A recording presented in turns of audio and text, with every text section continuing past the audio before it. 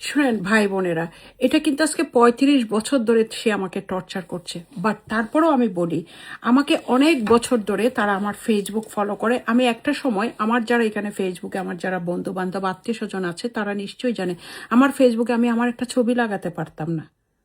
না, এটা আমি দিতে পারবো না। আমাকে এতটা কন্ট্রোল করতো আফটার ডিভোর্স। আমি তো তার বউ না, তার প্রেমিকা না, আমাকে কেন সে কন্ট্রোল করবে? আমাকে কন্ট্রোল করার কোনো রাইট তার আছে? আপনারাই বলেন, কোনো রাইট তার আছে? কিন্তু তারপরেও সে আমাকে কন্ট্রোল করে গেছে। তারপরেও আমি তাকে কিছু বলিনি, তারপরেও আমি তাকে সম্মান করে চলেছি। ইভেন আমি তার কোনো কিছুর বাউন্ডারিতে না থাকার পরও আমি তাকে সম্মান করে চলেছি। আমি চুপ থেকেছি। আমার চুপ থাকাটাকে সে কি দুর্বলতা মনে করে নিয়েছে? আমার উপরে অত্যাচার এইভাবে করে গিয়েছে। আমার এই চোখের ছবি আমি নিয়ে আসবো, আমি চোখে দেখি না। আমি এই যে আমাকে গ্লাস পরতে হয়, কিছু পড়তে গেলে, কিছু করতে গেলে আমাকে মেরে ফেলার জন্য চেয়েছিল। এত কিছু সে করেছে। সে আমার ফেসবুকের ছবি দেখে দেখে আমাকে বলে, ও তোমাকে তো ইয়া লাগে না, অসুস্থ লাগে না। আরে ভাই, আল্লাহর কাছে শুকরিয়া, কোনো মেকআপ ছাড়া, কোনো কিছু ছাড়া আমি মেকআপ কিভাবে করতে হয় সেটাও পর্যন্ত ভালো করে জানি না।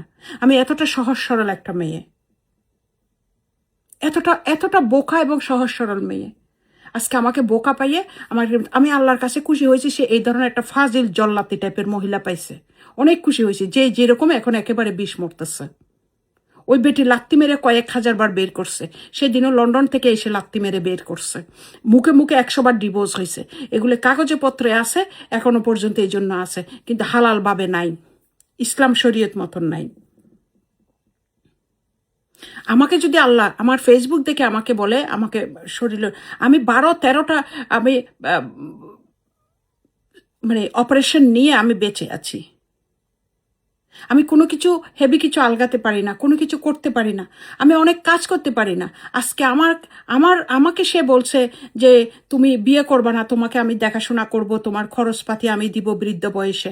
আজকে আমি এই বয়সে আমাকে যে লেবারের মতন করে কাজ করতে হয়, রাস্তা ঝাড়ু দিতে হয়, আমাকে এই কাজগুলি করতে হয়, মেথরের কাজ করতে হয়, আমাকে 2টা ভাতের জন্য, ডালের জন্য আমাকে চিন্তা করতে হয়। আজকে ইনকাম করলে আমি কালকে ইনকাম করলে তারপরে আমি খাবো। আজকে সারাটি দিন গেছে, আমার ঘরে খাওয়া ছিল না, আমি খেতে পারি নাই। এই যে আমি যে এইটুকু চকলেটের এই জুসটা খাচ্ছি এখন রাতের খাওয়া হিসেবে। দিনে তো আমি ওই যে চকলেট খেলাম, দেখালাম। কালকে আমি কাজে যাব, ওই কাজের থেকে টাকা পাবো, তারপরে খাওয়াবে। আর নয়তো আমাকে মার বাসায় যেতে হয় খেতে, নাহলে বোনের বাসায় যেতে হয়, নাহলে ভাইয়ের বাসায় যেতে হয়। সেদিন আমার ভাই এসে রান্না করে দিয়ে গেছে, আমি কয়েকদিন খাইছি। এইভাবে আমার জীবন চলছে। অথচ সে আমাকে আমার যৌবন কেড়ে নিয়েছে, আমার আমার টাকা পয়সা ধন সম্পদ সব কেড়ে নিয়েছে।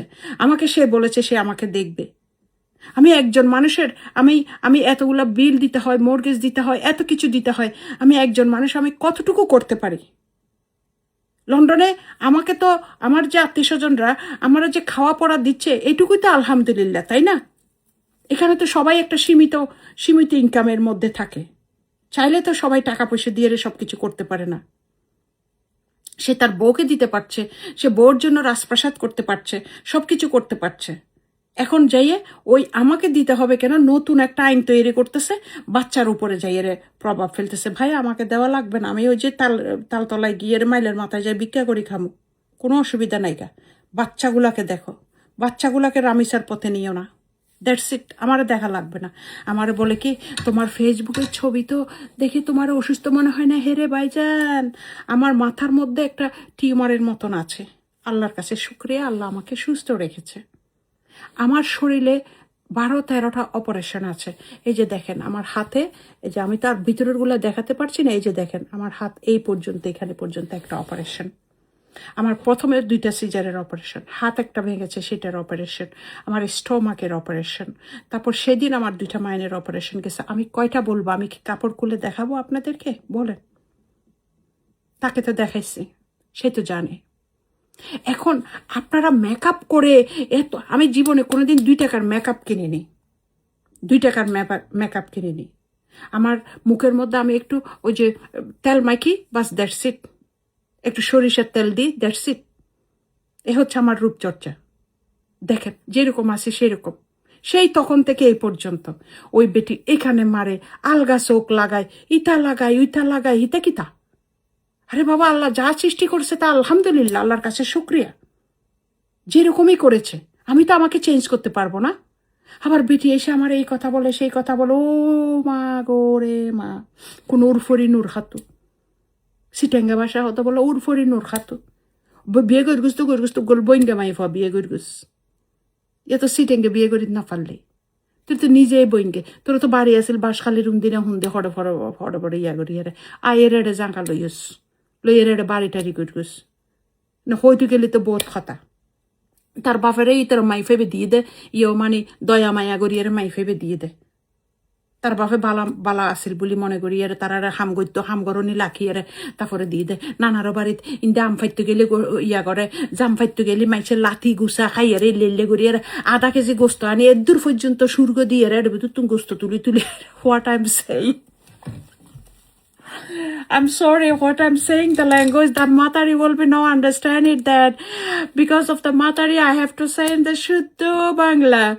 So she doesn't understand the English, she doesn't understand that, she just know that I love you maybe now, but not more than that. And she doesn't understand the Silati, she doesn't understand the Chittagongi and whatever. So আমি এগুলো বলতে চাই না। আপনারা আমার Facebook নিয়ে কেন আছেন আমাকে বলেন।